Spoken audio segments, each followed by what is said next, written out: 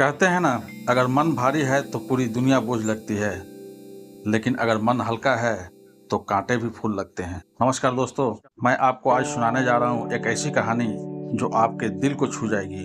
ये कहानी है एक विनोद चौहान के, एक सिंपल से इंसान की जो एक प्राइवेट इंश्योरेंस कंपनी में मैनेजर थे। उनका एक प्यारा सा परिवार था, पत्नी मधु और बच्चे आरुष और सिया। विनोद जी का घर शिवधाम कॉलोनी में था, जो शहर के बाहर बनी थी, जहाँ कुछ ही परिवार आते थे, बाकी घर खाली थे। ऐसी सुनसान कॉलोनी अक्सर चोरों की नजर में होती है।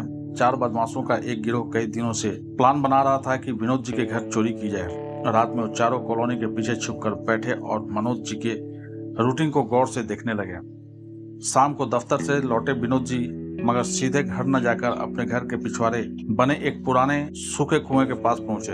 उन्होंने अपने ऑफिस बैग से कुछ निकाला, कुएं में झांका और कुछ डालकर वहां थोड़ी देर बैठ गए। फिर मुस्कुराते हुए घर चले गए। चारों चोर हैरान रह गए। एक बोला, समझ गए, यही जगह है जहाँ ये आदमी अपनी कीमती चीजें छुपाता है। अगले दिन फिर वही सीन। विनोद जी आए, कुएं में कुछ डालते हुए कुछ बड़बड़ा रहे थे, फिर घर चले गए। चारों को अब पूरा यकीन हो गया कि माल इसी कुएं में छुपाया जा रहा है।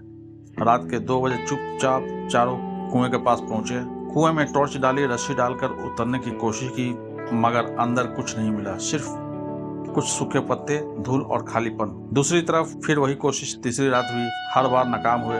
अब चोर बुरी तरह चिढ़ गए। आखिरकार चौथे दिन वो चारों चोर साफ साफ भेष बदल कर आ गए, जैसे कि वो बिल्डर कंसल्टेंट हो। विनोद जी के दरवाजे पे दस्तक दी और बोले, हम आसपास नई सोसाइटी प्लान कर रहे हैं, आपकी कॉलोनी का सर्वे करने आए हैं।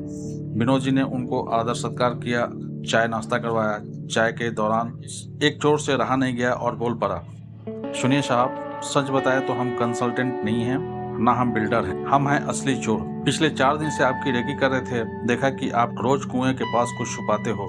हम 3 रात चोरी करने भी आए, मगर कुछ हाथ नहीं आया। अब हिम्मत हार कर खुद ही पूछ रहे हैं, साहब आखिर आप क्या छुपाते हो वहाँ?